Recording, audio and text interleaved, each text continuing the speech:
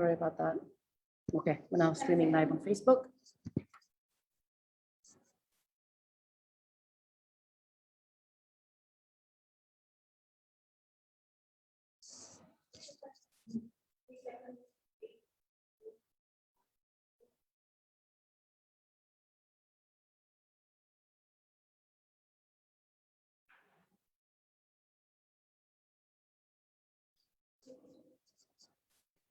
Good afternoon.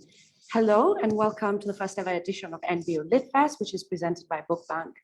My name is Angela Washuka and I'm a founder at Book Bank Trust.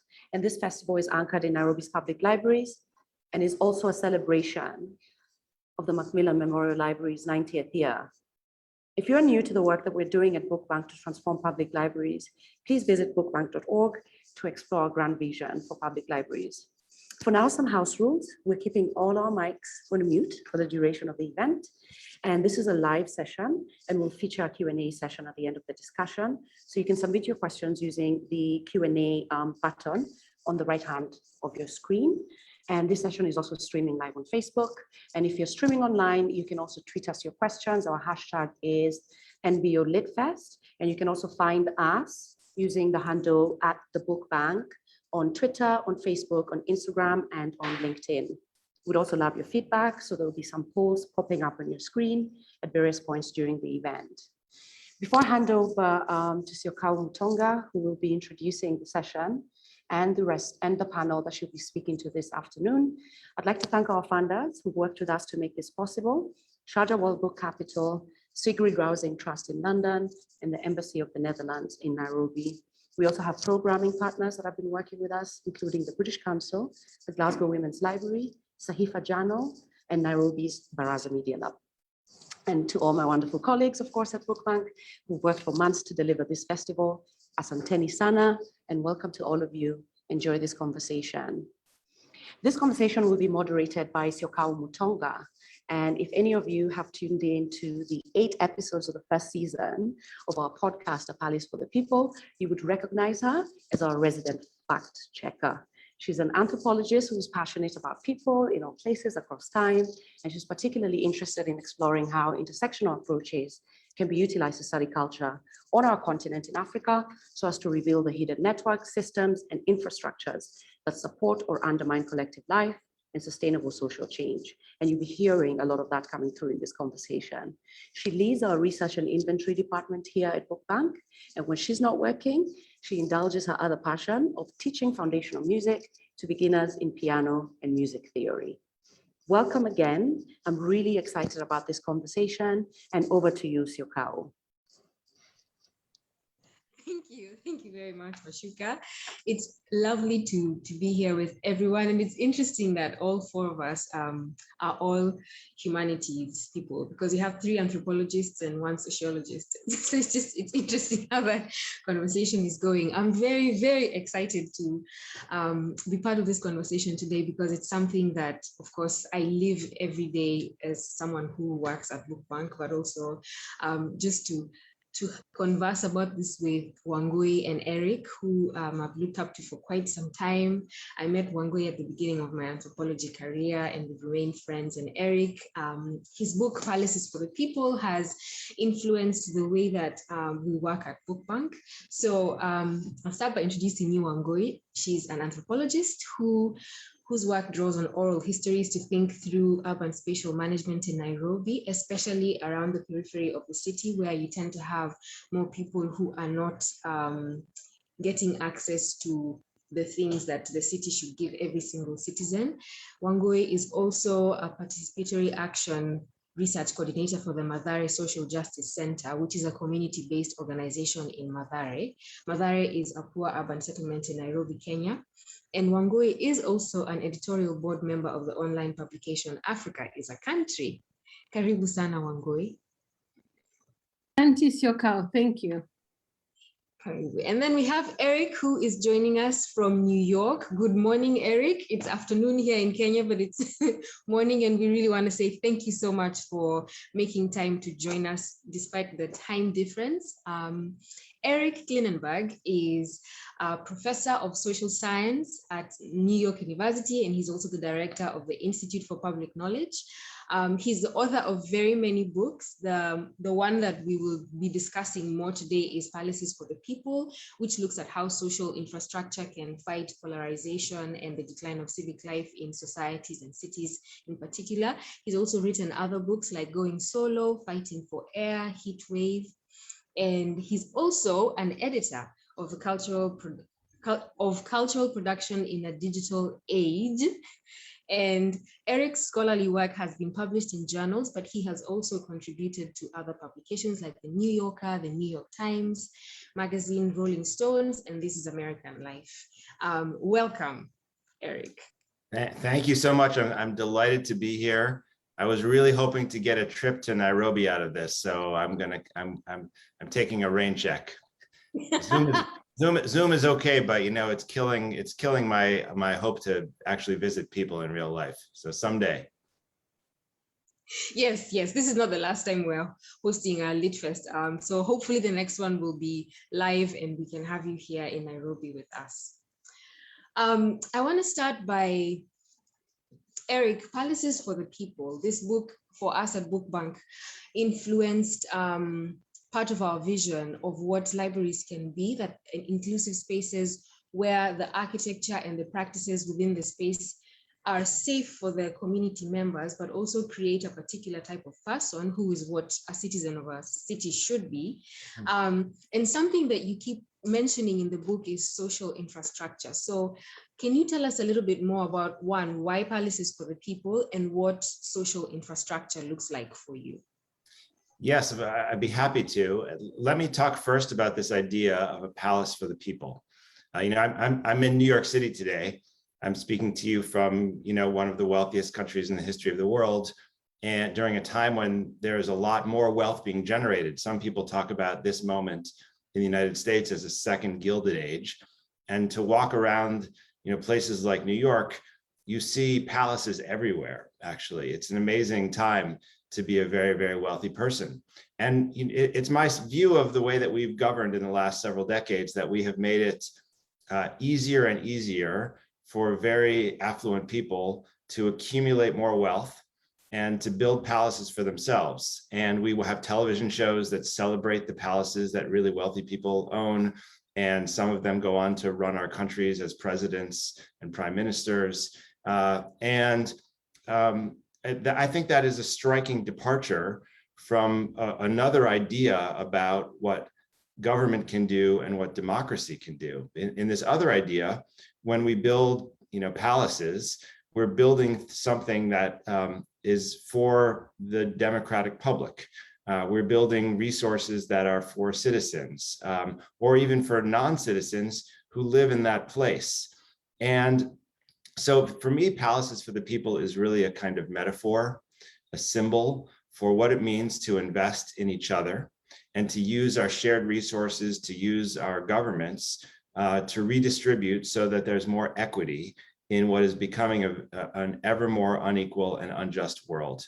And when I thought about that concept, there was really nothing more than the library that stands for it. Because the library is really a radical idea, right? The libraries are different from country to country and city to city. There's not one thing as a library, right? And some libraries are very private and exclusive. You can only enter them if you belong to a club or if you are a student at a university. But some libraries, like the public library that I'm interested in, is open to everyone, regardless of your citizenship status, regardless of your race, regardless of your social class, your age, your language skills. It's full of cultural heritage that we share. It dignifies the person who walks into the room. There's not a lot of places in society that are set up to respect and dignify you without asking for you to pay for that experience. And the library is very special in that respect. Not in every place, but in a lot of library systems, there are these magical people called librarians who are, public employees, and their job is to ask users this one question: how can I help you? And then to do that without judgment and respecting privacy. And I guess the idea of the book is that this is not something that was God-given. You know, you pick up the Bible in the Old Testament, it doesn't say on the third day, you know, God gave us the library. We had to invent that idea, and we had to build it and invest in it and support it. And we have to maintain it and defend it and protect it in this age where the market reigns and inequality is everywhere. So Palace for the People is meant to make you think about how we invest. And then very, very briefly, when I say social infrastructure, I have a very specific idea, which is the physical places that shape our interactions. Those, right, the physical places that shape our interactions. So I don't mean like the healthcare sector, the education sector. I'm talking about places like libraries and parks and playgrounds, you know, sidewalks, schools, things we share. It can be part of the private sector too, like a coffee shop or a pub, but we don't really control those through democracy and the way that we share our public resources. And the argument I make in the book is that when we invest in social infrastructure, if we design it well, if we maintain it, if we program it, we get all these returns to our shared life. I mean, if you build a library and make it beautiful and make it welcoming and accessible, your community will benefit in so many ways.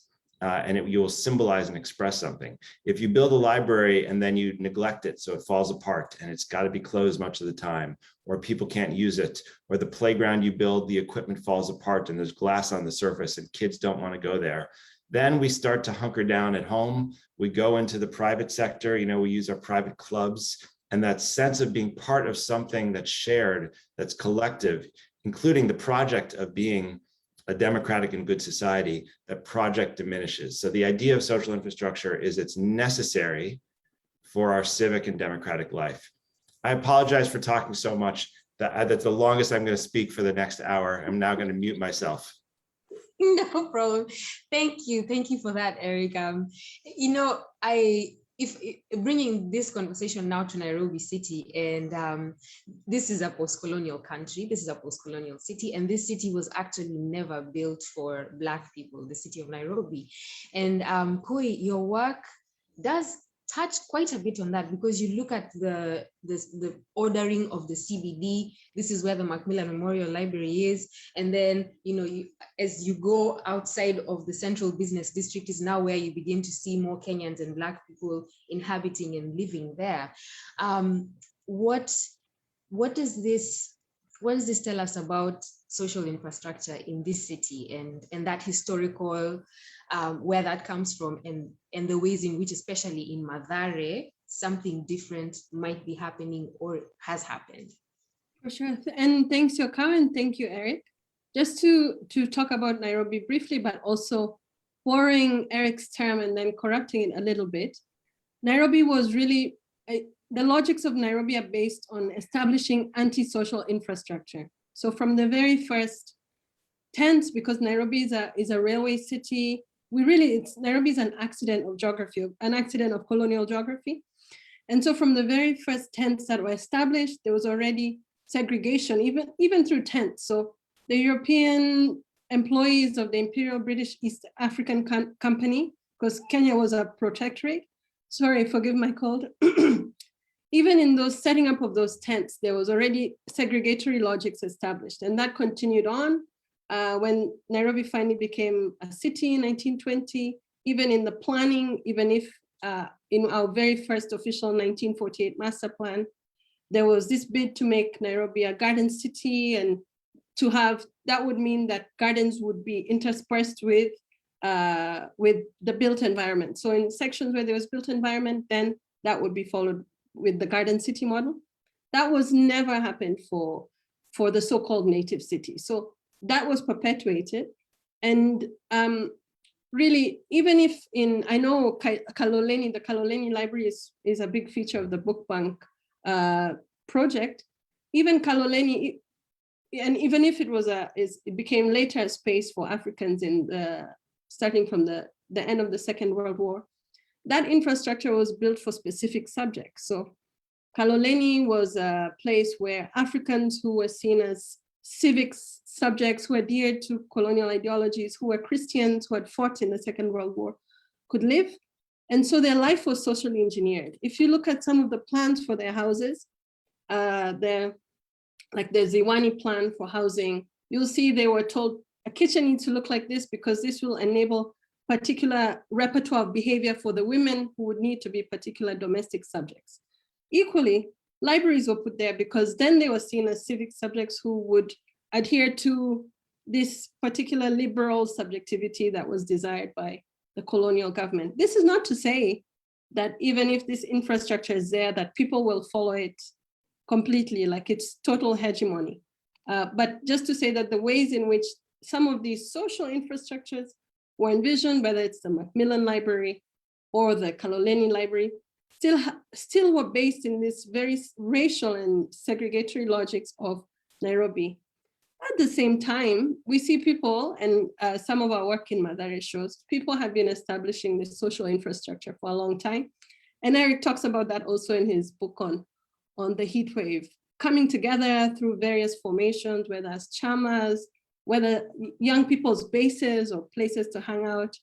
Some of the work we've been doing in Mathare is clearing up former garbage dumps and making gardens. And there are examples of that all over the city, some of which are more known, like in Korogocho and elsewhere. But people are really, even if the state still proceeds in a way that creates anti-social infrastructure, people in Nairobi are always coming together to make social infrastructure, and that's what keeps the city alive. Yeah. Can I just say that I hope you or someone is writing a book about that anti-social infrastructure and social infrastructure, and I hope when I visit I get to take that tour with you, because I want to understand how it works there. We see it here too, you know, anti-social infrastructure. You might have read that we had a president a few years ago, and he used to be on television a lot, and he kept saying, you know, what he wanted to do as president is build a wall. That was his big phrase. Did you get that idea there? Like, build a wall, and people rallied around that. And what is a wall other than an anti-social infrastructure, right? It locks in our social divisions, it hardens them, it turns the people on one side of the wall against the people on the other side of the wall. There's always a hierarchy involved. And there are all kinds of anti-social infrastructures that have done tremendous damage to the democratic project and to the push for justice. And so I love that idea from you, and I hope that's something that I could read you on later. I think I agree, yes. We would love to read that book from you, because you have so much knowledge on this subject here in Nairobi cities. And you know, one thing we find at Book Bank when thinking about social infrastructure and the responsibility of the state in making this possible is that most times, at least here in Nairobi city, that's not happening. And so we are continually finding third spaces. And you could even say that, you know, the partnership that Book Bank has with the county, that is a type of third space where we're like, okay, if this state thing is not working, then how do we find a way of making our own palaces as citizens? Because I think, as we think about the practice of decolonization, because you see, the Macmillan Memorial Library is a colonial library, and long after the county has made every single citizen be allowed to enter that library space, there's still colonial legacies that live on, you know, not just in the architecture, but even in the collection. I would love to hear from both of you the ways in which in your work you have seen these third spaces where your communities have created their own palaces where the state is not functioning like it should. And I think we can go with Eric first, and then Wangui can tell us something. You know, so they're everywhere, and people are tremendously creative and fill in the voids left by, you know, capital or the state as much as they can. You know, in my book, I write a lot about like these community gardens that have popped up, especially, you know, in poor neighborhoods, in post-industrial cities. Like I grew up in Chicago, and there's a whole set of American cities like Detroit, Chicago, Memphis, St. Louis. Philadelphia is like this. They lost a lot of their population, and in Black neighborhoods especially, where the migration waves were related to the rise of factories, neighborhoods got abandoned and depleted. You know, when the jobs disappeared, people had to scramble to find a place to go. And you now have this landscape in the most segregated and poor American Black neighborhoods, where there's just a lot of depletion. And so one of the most exciting things that I saw doing my book was these neighborhood groups that were transforming the landscape by, you know, taking an abandoned lot, an empty lot, and turning it into a community garden and using it as a bridge so that people of different generations could work together, you know, actively in this kind of very productive activity. And you know, in many cases, that involves like transforming something into a pocket park as well, you know, like taking a kind of rundown area and mowing down the grass and removing the debris. And in a chapter of the book, I write about a research study that they did at University of Pennsylvania, where they found that actually transforming places that are sources of blight in urban American neighborhoods reduces crime and reduces gun crime, especially, and gives people a feeling of, like, you know, more ownership over the land. And so there are projects like this happening all across, you know, even the United States. It's an affluent country, of course, but with tremendous poverty and with a really kind of willful kind of malice towards people of color and towards poor people. And so that you see, like, there's no choice but to rebuild. And the only thing I'll say as a kind of cautionary tale about what happens when the state fails and disappears is the other thing happening in the United States is that there's this philanthropic sector that's moved in. You know, very wealthy people, big businesses come in and they say, okay, you know, we don't want a government project, you know, we can do this with charity. And what we've noticed about the pattern of charitable giving and philanthropy is that philanthropists tend to give to build things like, you know, parks and libraries in the neighborhoods that don't need them. You know, they put them where they live. So you know, in Manhattan, where I live, on the West Side, which has really been turned on by this High Line and kind of all this tech investment, that's one of the wealthiest places in the world right now. We have 4 new parks going up in the next couple of years that are philanthropic parks. You know, they come from wealthy people and wealthy organizations that want to mark the landscape. And unfortunately, we don't have anything like that kind of investment from philanthropy in the neighborhoods that really need green space, you know, the places that are food deserts, the places that are all asphalt and densely populated. And so I'm a big proponent of, you know, building from the ground up, but I also think there's a danger in letting the state off the hook and just hoping that, you know, someone else is going to come and take care of it. Because, you know, again, the palaces of the people idea is that the transformation of the state that we need to be worried about is it has harnessed collective wealth and resources and put it back in the service of wealthy people so their lives can be better and better and better. And, you know, I'm all for people living well, but it's time to kind of equalize a little bit.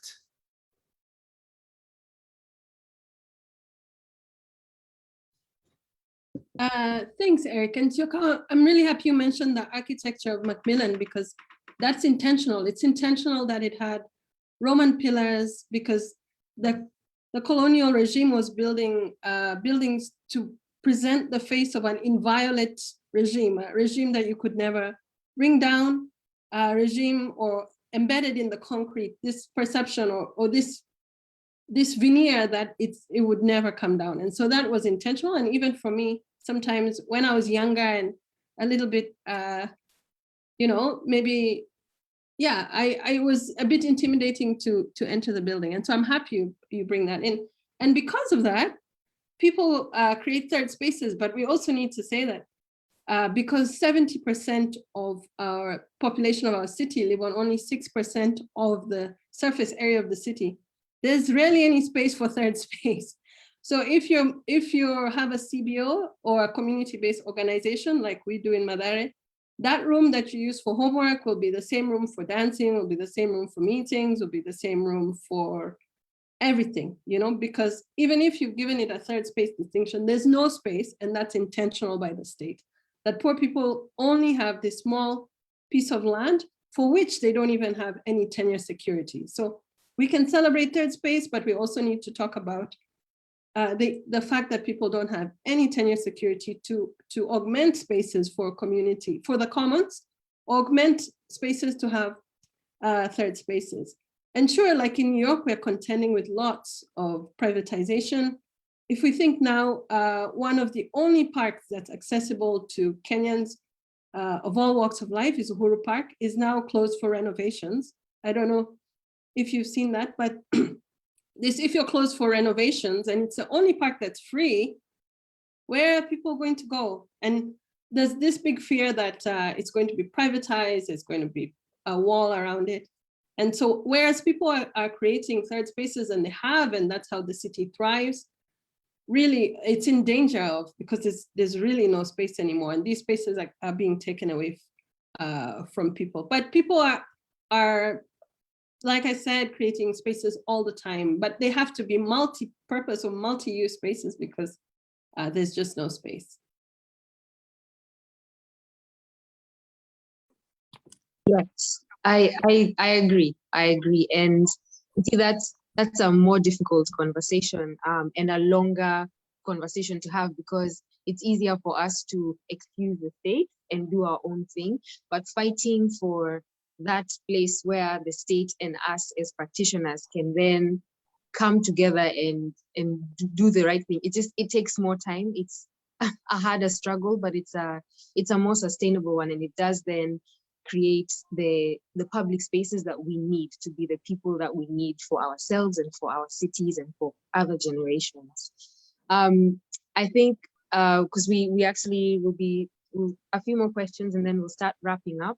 We cannot forget to discuss what the pandemic did, because public spaces were, they were so affected immediately lockdown hit. And here in Nairobi, the Macmillan Memorial Library was closed down, and even parks were closed down.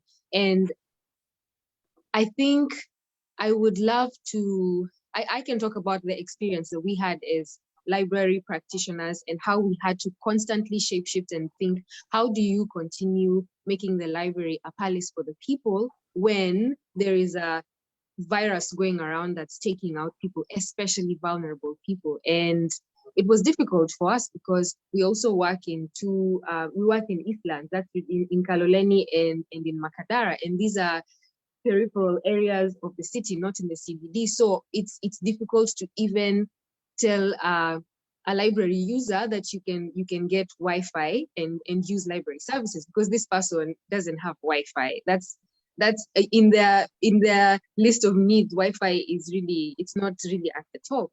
And some of the things we did to stand with our library users when they couldn't come into the space and use it was we had an Ubuntu package distribution where we put together educational care packs that we then took around to the children so they could, because kids were also not going to school, and at least some fun activities they could do that were educational but not necessarily academic, that kept them going. And then now, thankfully, as the cities slowly continue to reopen, we are finding ways of opening the libraries and having people come back and use them as more than just places where you read a book. So even during this festival, we've seen that all the music sets we recorded in the library, and that was really lovely. So I think then my question is, with how the pandemic has changed the way that we relate in communities, what does social infrastructure or policies for the people look like going forward? What does that look like for our cities? What does it look like for our libraries at both a state level, but also at a communal level? And I'd also be these are very many questions, but also be very, very curious to hear if there are some non-traditional library spaces that have become libraries, So I think that one thing we learned about ourselves in the pandemic is how much we need gathering places and how much we took for granted what they do for us on a daily basis, before the pandemic hit. And I mean, let's think about this interaction that we're having here right now on Zoom. I'm very grateful that we have technology so that we can have a conversation, even though we're in different places and I'm on a different continent. That's very nice. But as much as we're enjoying the conversation and whatever comes after, if we were all together in some shared physical place, with each other, with people who are watching, the depth of the engagement would be, so much greater. The experience of, sociologists have this phrase we call collective effervescence, right? It came from Durkheim. Collective effervescence, that feeling you have of like transcending your daily routine, getting out of your own, physical body and mind and sharing something, that feels uplifting.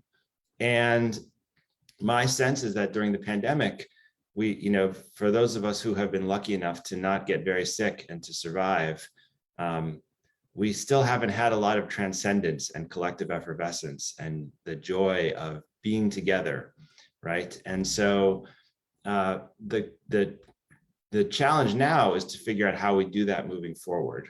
And we have some models, as you said, from what's happened. Like around the world, I think libraries transform themselves. Some libraries were able to do this thing that I call kind of like turning themselves inside out. They basically unfolded and created outdoor spaces in the area around the library that allowed, librarians to read books to children or older people to have conversations together. They did, yoga classes, or they, did lending from the curbside, so you could walk up to a library and get your books instead of going in. And it was amazing to see all the innovations that happened in libraries in the United States, because just before the pandemic, right around when I was writing my book, there was an economist who wrote this article in Forbes magazine, which is a big business magazine here in the United States. And it said, I haven't seen any data that shows the return on investment for the library in the public world. And so he said, until I see a cost benefit analysis that says that the library is a good investment, I recommend that we knock down all of our libraries, we close them up, and we replace them with Amazon stores. And his vision was like, we should have the marketplace that, substitutes for this ancient, antiquated, outdated idea called the library. And at first I thought this was a joke, when someone put this up there, like one of my friends was trolling me on the internet, but actually it was a real argument, from an economist. And then all these librarians from around the world got on Twitter and started to take the argument apart and explain like all the things that happen in libraries and all the things that we can do, to make them work even better. And their arguments were kind of so overwhelmingly powerful and compelling that 24 hours later, Forbes took the article down off the internet. It's like I like to say it's the only good thing that's ever happened on Twitter. And so, so like for me, the lesson of that is, I think that at this moment, there are lots of people who will say like, oh, the solution for public life, what we need next is to just like let the market do everything. Let's expand the role of the marketplace. I think in our country, the technology industry has seized this moment, and like retail shops are going out of business. We have more food delivery, we have more grocery delivery, we have delivery of our clothing. We see, instead of like when the libraries had to shut down here and parks closed down here, this whole rise of these new private spaces, that promised you more safety and security. And I'm a little afraid that we're going to have to fight very hard to reverse that trend and think creatively about how to kind of reestablish these shared places. It's frightening for me to hear that the main park is now closed. I mean, we're still in the middle of a pandemic. And one lesson of this experience is we need to create equity in our access to public, spaces and to green spaces. Parks are not a luxury good. Parks are essential for our health. They're essential for our collective life. And so are, good playgrounds, and so are good schools, and so are open and accessible libraries. And so we might need to change some things in the design. Maybe we need to have better air circulation. Maybe we need more open windows. Maybe we need to use we need to use the indoor-outdoor spaces, more flexibly. And there's all sorts of exciting design things we can do, but we can't give up on the idea of these physical places that are public and accessible because we got scared of them during the pandemic. And I think rebuilding them is going to take a fight.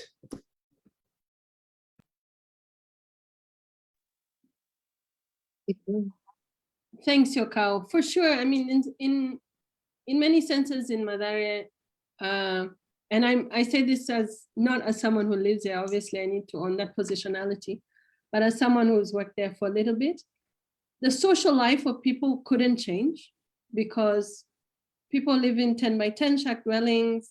There's 300,000 people in a 3 square kilometer radius. So that density was there and that couldn't change. But facilities that were being, obviously because we were told to shut everything, many spaces were closed, and that really disenfranchised so many kids who, like you said, didn't have access to online schooling, which is not even a possibility if you're in a public school, you don't have a Android phone. So they were disenfranchised on many levels. And thinking about what really could these palaces for the people look like, I think for sure they have to be reflective and cognizant of situated dynamics. And if I think sometimes in Mathare Social Justice Center, we think, okay, if we occupy this building that we're in because we have a really crappy landlord, or if we found a way to buy it, what kind of amenities would we need to provide to make it accessible to everyone? And for sure that would involve, because it's Mathare and there's no piped water network, even if it's been there for 100 years, that would mean we need to have showers, we would need to have a way to collect rainwater because the state is not giving people water. It would mean we need to have childcare facilities. It would mean we would need to have a kitchen, a space for people to dance. And it would mean that we need to find a way to provide electricity in an area where it's not guaranteed. So I say this just to emphasize that palaces for the people they would have to be reflective of the situated dynamics, and what is needed in Mathare would be different elsewhere. But I'm really keen, and I think it's really important to borrow strategies from other places, whether it's New York or Tanzania or Brazil. I think borrowing and thinking about what people have done elsewhere will really enrich our palaces. But ultimately, I think part of creating those palaces means changing the city administration. So how we're going to get that, I don't know. Maybe that's for another webinar, which we can have on Zoom. But how we're going to get there, we need to get there, because that's part of what we need to do. For us to even create space to have that imagination, it means we need to change the city administration. So those are some of the things we need to think about. But I think it's really important to borrow strategies from elsewhere. In Mathare Social Justice Center, we've been having conversations with activists in Brazil about how they green spaces, how they protect themselves from police violence. Yesterday, we had a Palestinian activist in our space as well. So we're really keen to borrow and share strategies, and I think that will be part of enriching, and I know we'll get there, a city where we can have palaces for the people. Yeah, yes. Thank you both.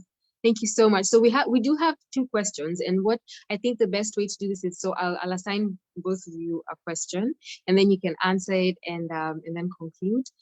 But thank you so much. So Wangui, this is a question for you from Seha, and she starts by saying that in palaces for the people, Eric, you do talk a lot about how these spaces are especially helpful for senior citizens. And so Seha asks you, Wangui, what spaces exist like this for senior citizens for access here in Nairobi?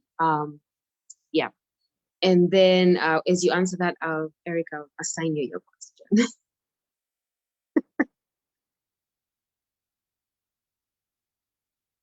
Sarah, thank you so much. And that's a really great question for which I really have no conclusive answer. But what I can say is what I've seen, at least in many community spaces in Mathare, women's chamas or saving groups utilize the same spaces that maybe a kids reading group will use. And so that space, because there's no space, will be multi-purpose. And unfortunately, there's nothing geared for them. And I think one thing that we're really bad at doing in Nairobi is not only creating space for non-motorized transport, meaning people that walk, but people who have disabilities. And in the Mathare topography, that was a former quarry, it's a disemboweled environment with inclines and declines that's even hard for people with no mobility issues to use. It becomes hard to create a space for senior citizens who may have mobility issues. And that's something we need to consider adequately. In our space, we made a small makeshift ramp, which maybe makes life accessible for people and maybe more appealing to older citizens or people with disabilities. But we really need to do more, Sarah, and I appreciate that question, because to be sure, we don't always reflect on senior citizens enough. But just from what I've seen in Mathare, really they have to use the same spaces that are available to people, but maybe they're available to them at different times. But obviously there's spaces they can't access because of the topography, but they try and make do with the small spaces that are there. But thank you so much for your question.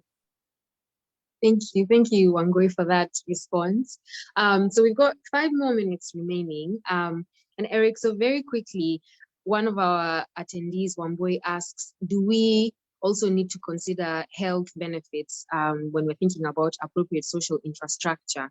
Because personal isolation has been reported to lead to illness and depression. And so, yes, that's her question for you.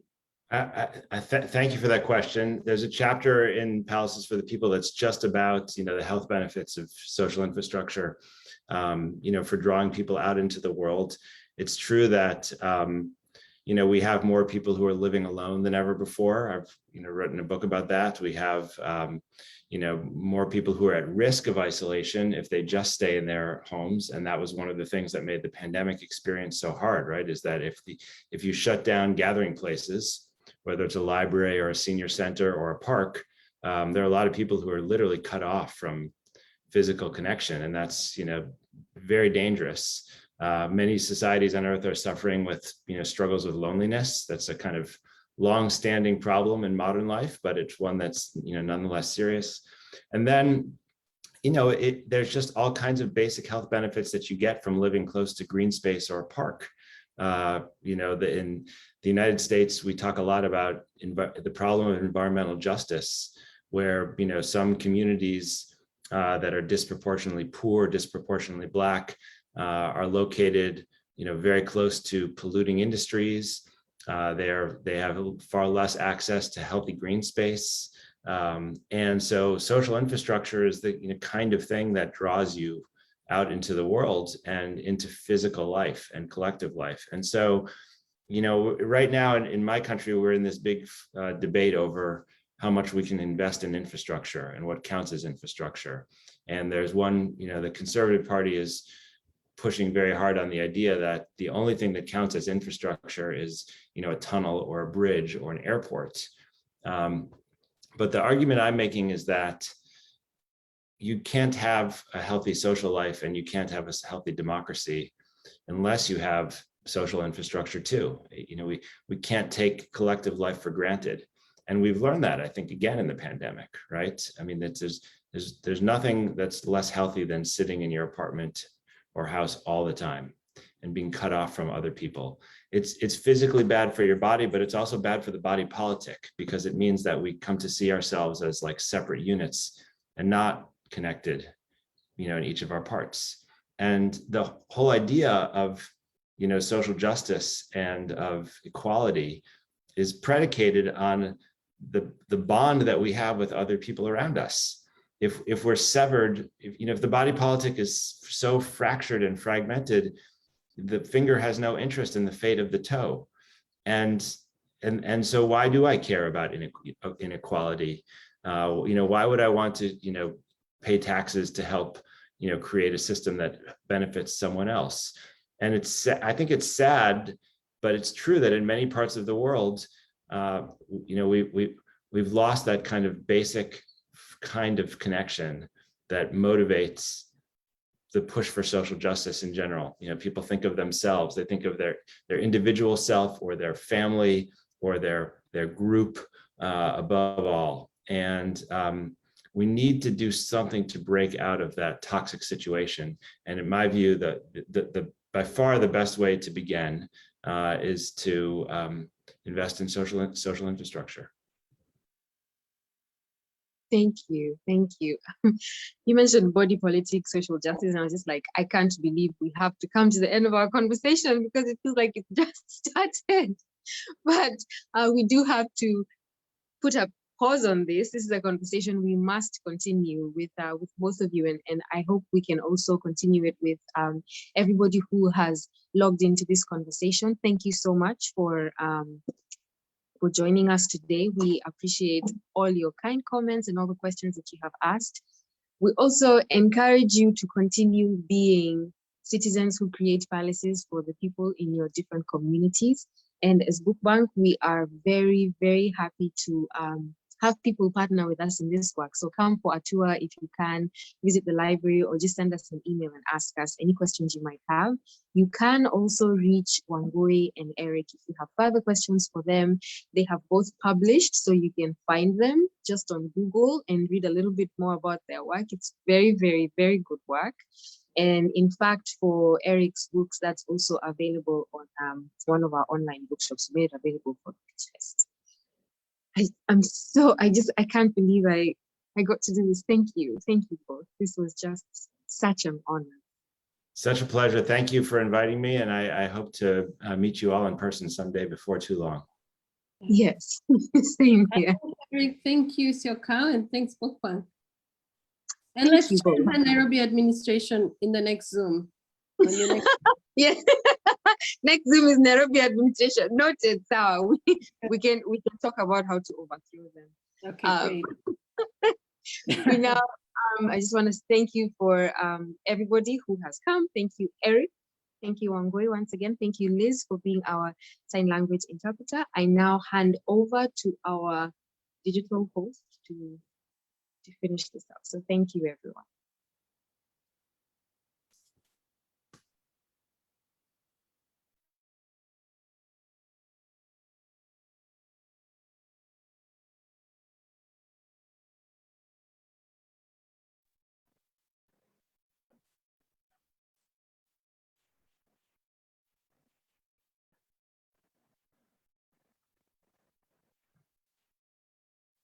Where's the outro? Is it, have you opened it up on your screen?